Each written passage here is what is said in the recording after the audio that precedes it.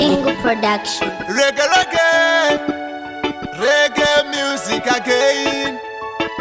Lota wani pandikes, your tricks miss, boss bimbo. Rini yezuro, takakona ndichitraga chikafu cheturo. Wanga uneke pia mofela, plus ini stipendi ya ukapeka ndeyatimela. Mashoko akwano ndi irritata, hauna musi wono ndi motivata. Hakuna mupeta usina pesa, ende drafti rakasiyana nechesi. Mashoko akwano ndi irritata, hauna musi wono ndi motivata. Hakuna mupeta usina pesa, ende drafti rakasiyana nechesi. Baby, remember, andisitaitona usimuchaneta. Love yedu nenge yafu marathoni, tambo manya tese pati pari zvino ndaneta. Go away, get away, bring back phone yangu away. Ndaitoti ndawana chipepi chakaipa, kusaziva kuti uri mushini wekuswaipa. Mashoko akwano ndi irritata, hauna musi wono ndi motivata.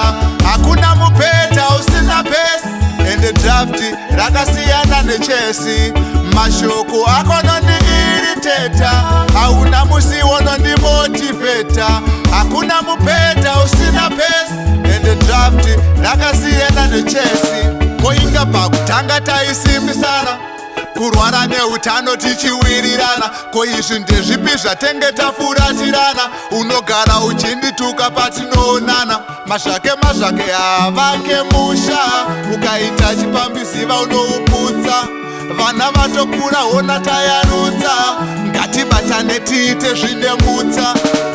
Mashoko akwano ndi irritata, hauna musi wono ndi motivata. Hakuna mupeta usina pesa, ende drafti rakasiyana nechesi. Mashoko akwano ndi irritata, hauna musi wono ndi motivata. Hakuna mupeta usina pesa, ende drafti rakasiyana nechesi. Baby, remember, andisitaitona usimuchaneta. Love yedu nenge yafu marathoni, tambo manya tese pati pari zvino ndaneta.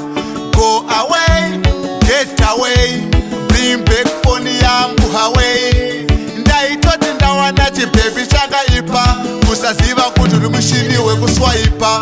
Mashoko akwano ndi irritata, hauna musi wono ndi motivata.